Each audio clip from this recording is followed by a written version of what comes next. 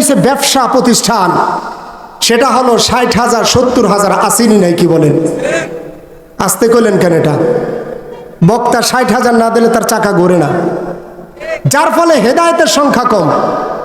আমাদের এশিয়া মহাদেশে বিশেষ করে পাকিস্তান, ভারত এবং বাংলাদেশ যেভাবে সামিয়ানা করে মাহফিলের আয়োজন করা হয়, আরব কান্ট্রির ভিতরে এভাবে রাতের বেলা সামিয়ানা করে মাহফিলের ব্যবস্থা নাই, ঠিক কিনা বলেন? কিন্তু আমাদের মাহফিলের সংখ্যা বাড়তেছে, কিন্তু ইমানদারের সংখ্যা বাড়ে, ঠিক কিনা বলেন? আজকে এখানে 23তম বার্ষিক ওয়াজ মাহফিল। প্রতি মাহফিল থেকে যদি 5 জন হতো, কতজন হয় মুসল্লি বলেন? আচ্ছা বলবেন হুজুর তারা তো মারাও গেছে, আচ্ছা 3 জন করে বাদ দিলাম, 2 জন করে হলো 23 দুগুণে কতজন? আজকে ফজর নামাজ পড়ছে কয়জনে বলেন? অর্থাৎ আমাদের যেভাবে আমলে করা দরকার, আমরা আমলের নিয়তে আসি না।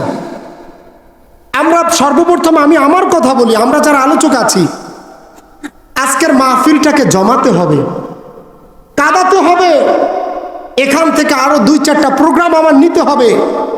মাহফিল শেষে যেন মানুষ বলে ঢাকা থেকে একজন বক্তা আনছিল রে, সেই কান্দাইছে, অথচ কোরআন হাদিসেও নাই। এবং আরেকটা আমাদের এখন হইছে ব্যবসা প্রতিষ্ঠান, সেটা হলো 60,000 70,000 আসেনি নাই, কি বলেন?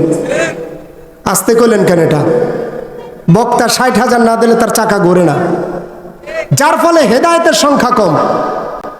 আচ্ছা যারা এদিক সেদিক কথা বলতেছেন, আপনারা দয়া করে অল্প সময় বসে যান। আমি সরাসরি কোরআন থেকে তাফসির করব, আপনারা বসে যান। মাহফিলের পাশে কেউ ডিস্টার্ব করবেন না। এটা হলো আমাদের সমস্যা। আর আপনাদেরও সমস্যা হলো, আপনারা কিছু এসেছে এই যে রাস্তাঘাটে যারা হাঁটতেছে, এরা ভাবতেছে যদি সুরে বা একটু মেলে, টান টন ভালো থাকে তাহলে বসুন, নাইলে চলে যাবো। এই 2টা কারণে আমাদের মাহফিল দ্বারা হেদায়েত আসতেছে না। তো আপনারা নিয়তটা সহি করা যায় তো ইনশাআল্লাহ?